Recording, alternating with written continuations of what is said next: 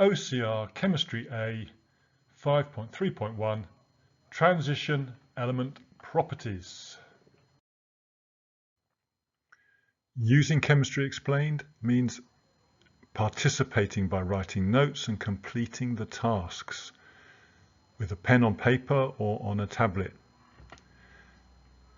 Pause and replay the slides at the pace that suits you.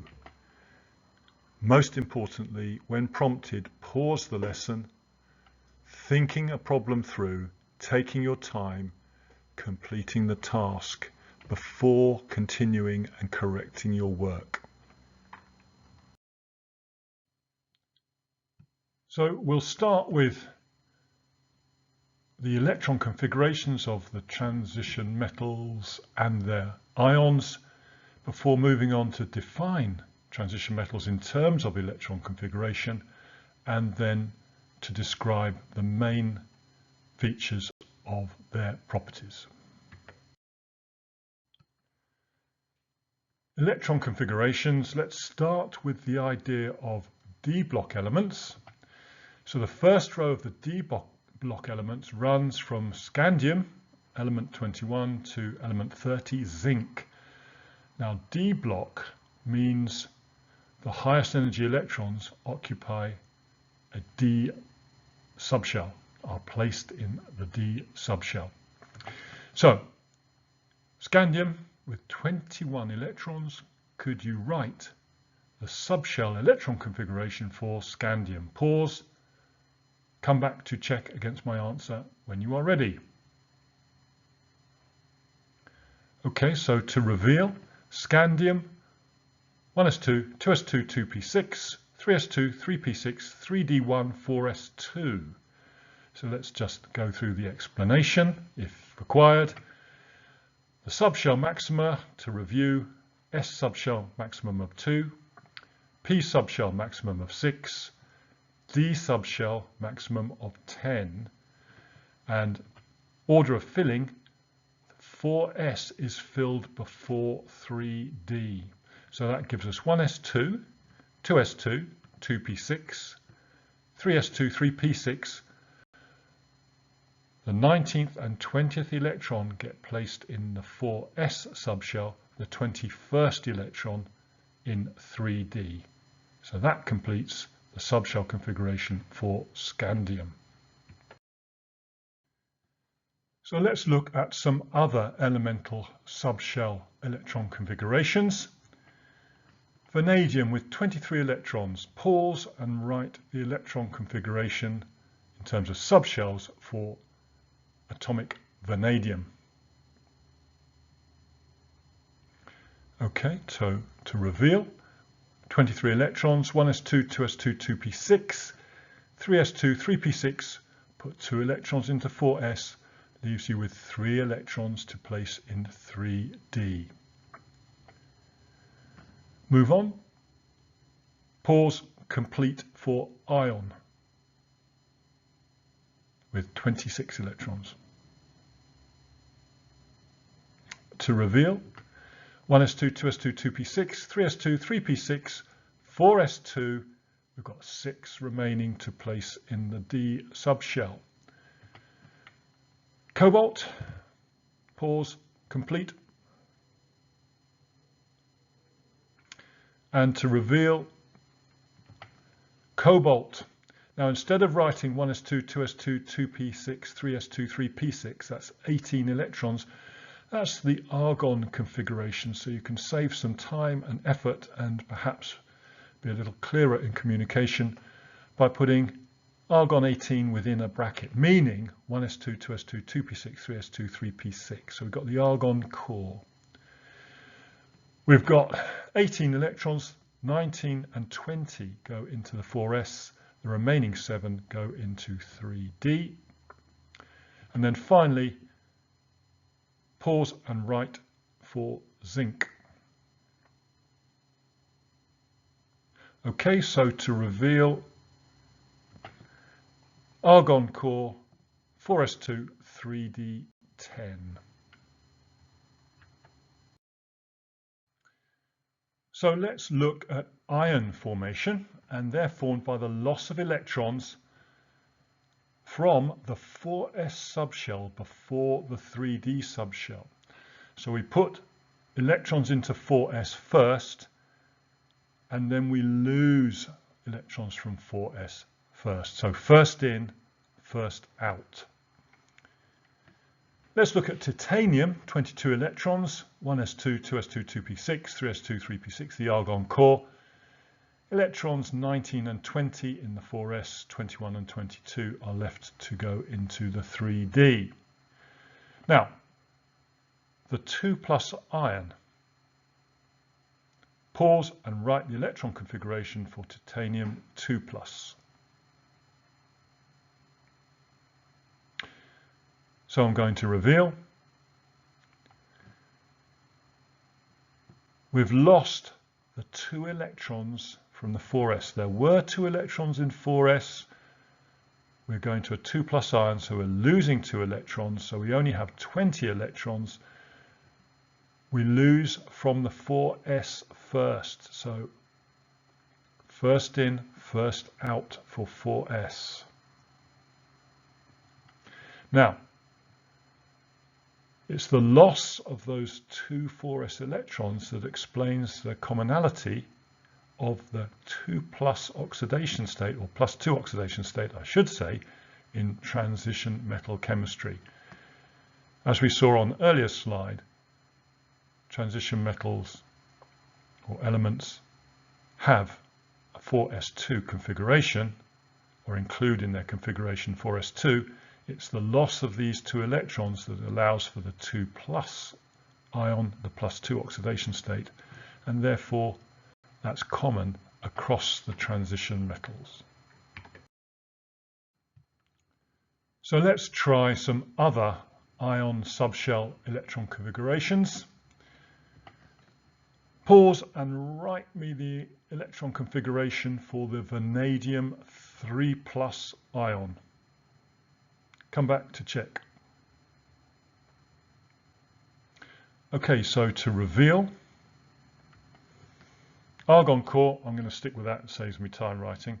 Argon core, we've lost 2 electrons from the 4s and 1 electron from 3d, so we're left with 1s2, 2s2, 2p6, 3s2, 3p6, 3d2. Try Fe2+, iron 2+. Pause, come back. Okay, so to reveal, argon core, we've lost 2 electrons from 4s. We've got 6 remaining in 3d.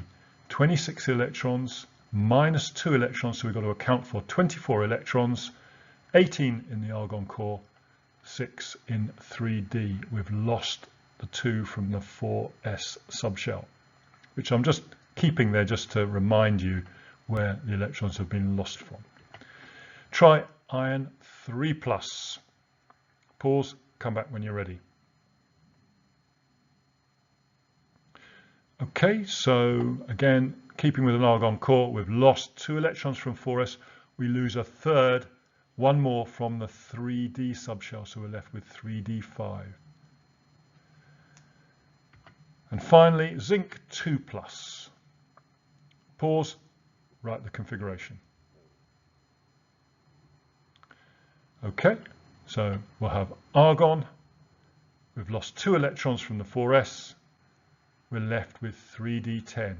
30 electrons in the atom. 2+ means 2 electrons have been lost. We've got to account for 28 electrons, 18 in the argon core, 10 in the 3d. 2 electrons have been lost from the 4s. Now there is a change to the subshell filling pattern, which is seen at chromium, which has 24 electrons. Now we would expect that electron configuration from the argument so far to be 1s2, 2s2, 2p6, 3s2, 3p6, 3d4, 4s2. But that is not the case.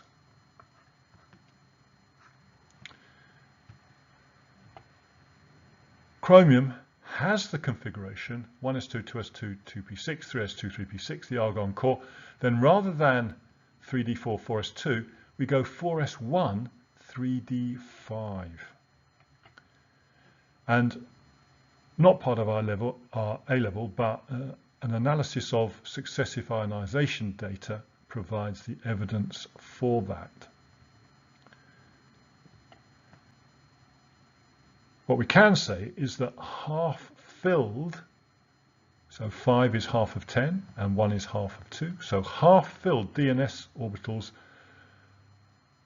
have a stability that's not offered by the alternative. So if you recall from the chemistry of group 5, which had half-filled subshell stability, we see it again here. 3d5 is a half-filled subshell, 4s1 half-filled subshell, so we see half-filled stability. So this arrangement is more stable than this. So this is supported by ionization data and the chemistry of chromium. So this is the accepted configuration for chromium. So the copper configuration also shows the same anomaly, a movement of electron from 4s to 3d. So the atomic copper with 29 electrons, 18 for argon, rather than 4s2, we have 4s1, rather than 3d9, we have 3d10. So argon, 3d10, 4s1. Again, this is supported by ionization energy data and also by the chemistry of copper. So ion formation simply follows on from the atomic electron configuration, of course, with the loss of 4s electrons first. So there's chromium, the accepted configuration for chromium. Pause and complete the electron configuration for the chromium 3+ ion. So to reveal,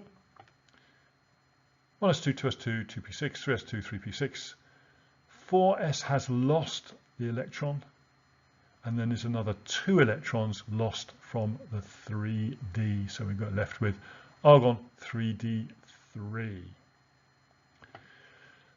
Now, looking at copper, copper is very unusual in the subgroup containing copper, silver, gold.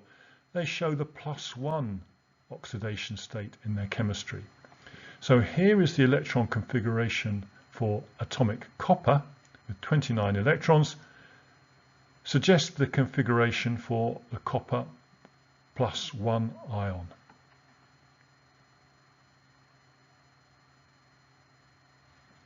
So I'm going to reveal. Make sure you've had a go at writing the configuration before I do so. So we've lost the 4s electron first. 3d10, quite a stable arrangement, so that leaves us with some stability for the +1 oxidation state in copper. So that is a subgroup, again, not part of A-level, but copper, silver, gold, all show +1 oxidation state chemistry. So we can get some insight into electron configurations by looking at orbital notation, that is electrons in boxes. So we're also going to apply or remind you of Hund's rule, that is orbitals are occupied singly before electrons pair up.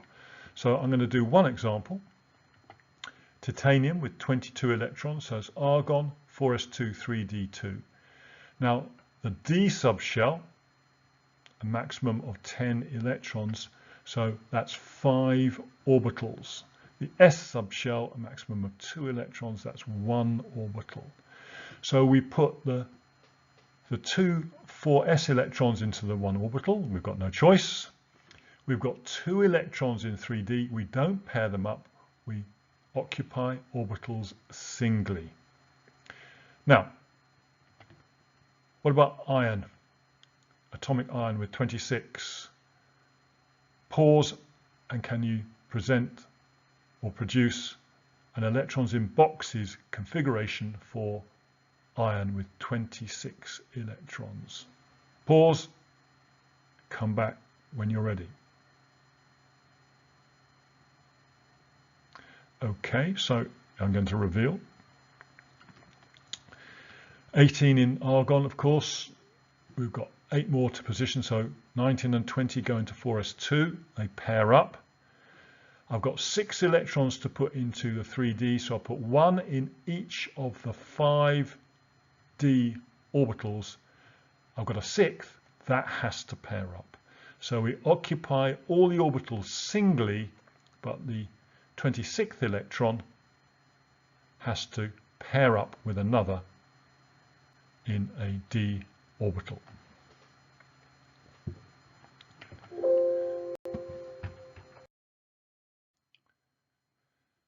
So we can also look at the anomalous configurations for chromium and for copper and see if electrons in boxes notation will help us understand or explain those a little bit more coherently.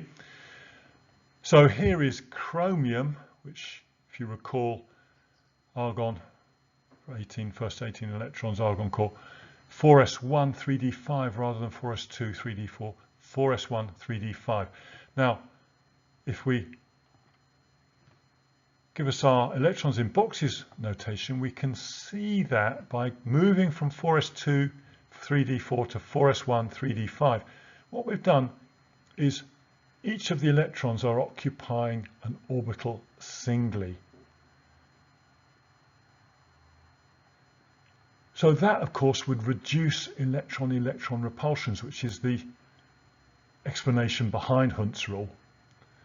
Electrons that pair up within the same orbital increase electron-electron repulsion. So by occupying the available orbitals singly, electron-electron repulsions are reduced, and this is a more stable electron arrangement.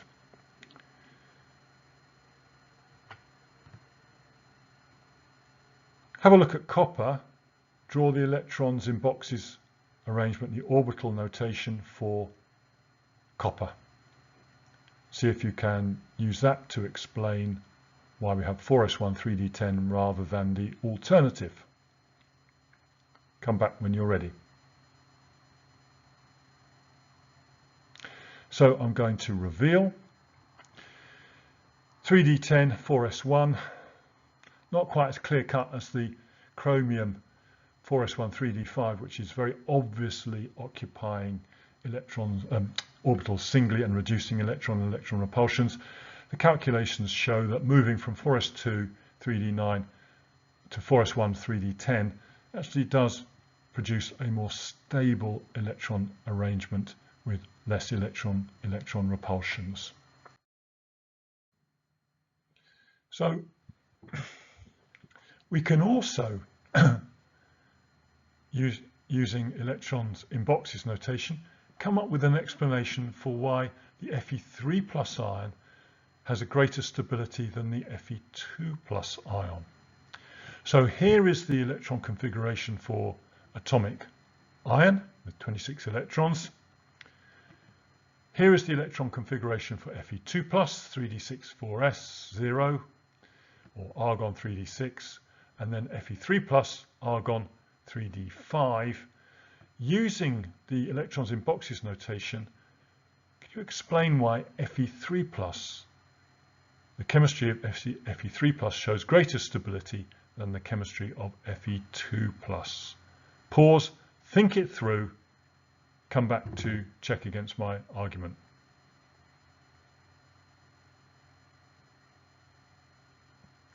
Okay, so what we need to do is to write the electron configuration in electrons in boxes notation for F3d6. So the Fe2+ has lost 2 electrons from the 4s. We're left with 3d6 with one pair of electrons in one of the 3d orbitals. We then compare that to the 3+. Again, we've lost 2 electrons from 4s, but now we've lost a third electron from the 3d, which leaves us with singly occupied electrons or orbitals, sorry, in the 3D subshell. Now, in which one of those two ion configurations is there reduced electron-electron repulsions? Well, evidently it's the 3+. There are less electron repulsions in the 3+ ion configuration. In the 3D subshell of the Fe2+, we've got a pair of electrons in one orbital. The electron-electron repulsions will be greater for this pair than for these singly occupied orbitals for the 3+. So that would be an argument, a theoretical argument, for 3+ ion being more stable than the ion 2+ ion. We're now in a position to come up with some definitions for transition elements or transition metals. So we can review what we've worked through on electron configuration to come up with a definition of a transition element based on its electron configuration. So a transition element is a D block element that forms an ion or forms ions with a partially filled D subshell. That is our working definition of a transition element.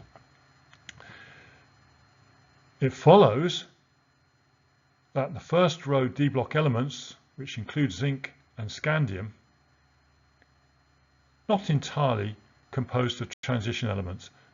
Zinc and scandium are not transition elements.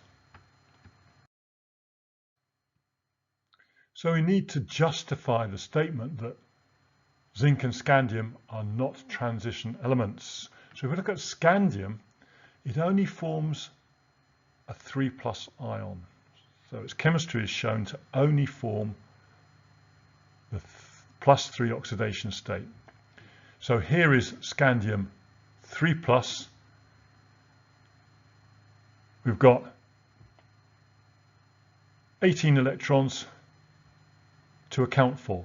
21 in the atom, loses 3, so we've got 18 electrons to account for. The 3D subshell is empty. 4s is empty. If it's empty, it is not partially filled. So scandium, which only forms a 3+ ion, does not form an ion with a partially filled D subshell. The ion it forms has an empty D subshell. Therefore, it does not match the criteria for a transition element. If we look at zinc, zinc only forms a 2+ ion. We only see its chemistry showing +2 oxidation state. So if we look at zinc, as an atom it has 30 electrons, it loses 2 to form zinc 2+. So we've got 18 and 10. Well, if we look at the D subshell, that is full. In other words, it is not partially filled. So zinc forms only one ion, and that ion does not have a partially filled D subshell. It is not, therefore, a transition element.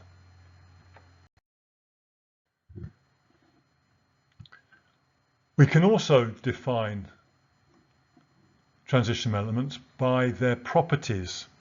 So on top of the properties of typical metals, high melting point, electrical conductivity as a solid, malleability, etc., there's also a set of distinctive properties that are unique to the transition metals as a set. The first one is that transition metals or transition elements form compounds at variable oxidation states. And in the following slides, we'll look at some examples. Transition elements form colored compounds. Transition elements, either as elements or in their compounds, have catalytic properties. And transition elements form complex ions, which will be the subject of a further recorded lesson. So having listed the distinctive properties of the transition elements, The next few slides are going to work through with examples just to flesh those properties out a little.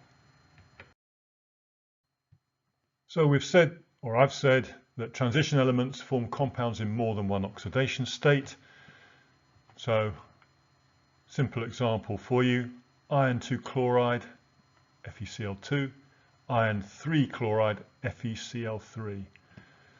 So we've got the oxidation state plus 2, the oxidation state plus 3. Iron is a transition element forming chlorides of different formula. We've also got a second example here, manganate 7, potassium manganate 7 and potassium manganate 6. As a review exercise, pause and write the correct chemical formula for potassium manganate 7 and for potassium manganate 6. Restart when you are ready. Okay, so let's just reveal the correct formulae.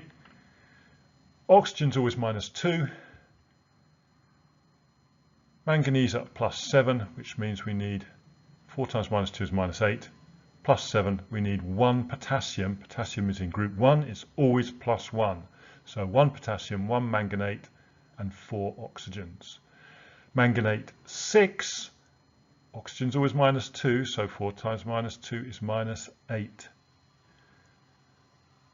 Manganese is +6. We're told that by the Roman numeral number, so we've got to account for +2 with potassiums. So potassium is always +1, so we need 2 potassiums. Note, zinc and scandium do not share this property of forming compounds at different oxidation states. They are not transition metals.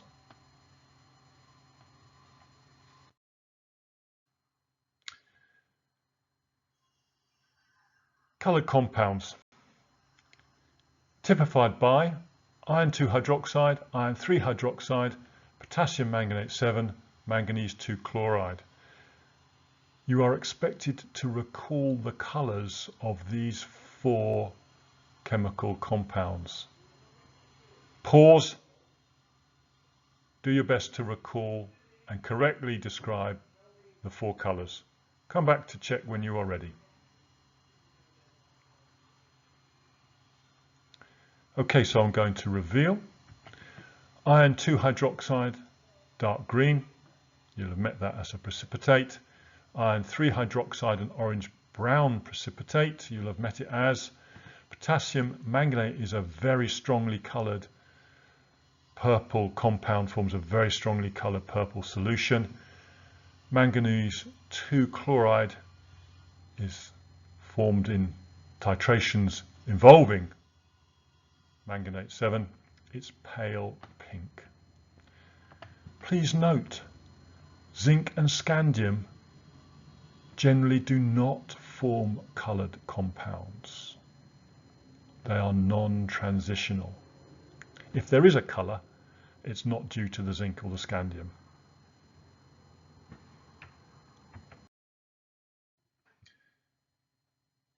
On to catalytic action. Some examples you will have met in the laboratory. Some test tube examples would be adding drops of, say, copper sulfate solution to the zinc hydrochloric acid mixture, and the rate of reaction is increased greatly with bubbles of hydrogen gas coming off. I'll just describe another example you will have met. That is the addition of manganese 4 oxide to hydrogen peroxide, and the rate of decomposition forming oxygen gas is greatly increased. The thing to note, other than recalling these 2 examples, is that neither zinc nor scandium nor any of their compounds show catalytic properties. They are not transition metals, although they are D block.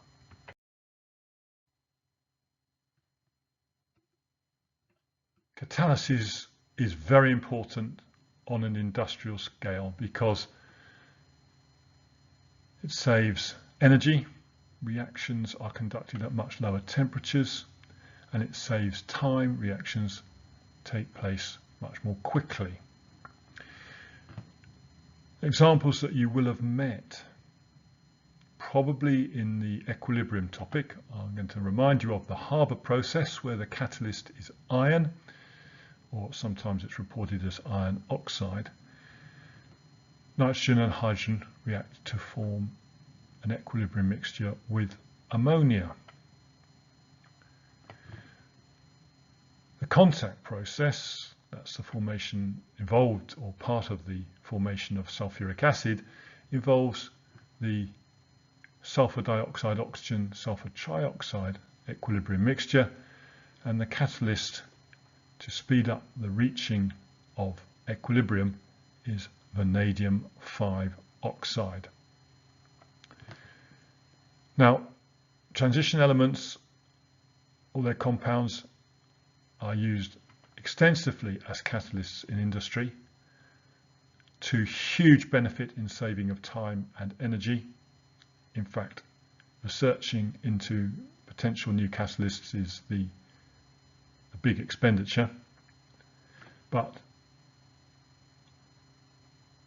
these catalysts, these transition metal compounds, carry a toxicity risk, and that has to be taken into account in any cost-benefit analysis.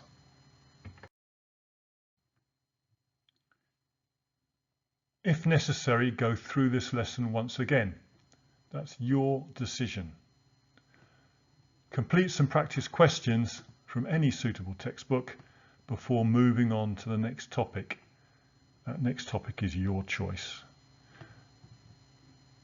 Any feedback you'd like to give me, I'm available at that email address. Thank you very much.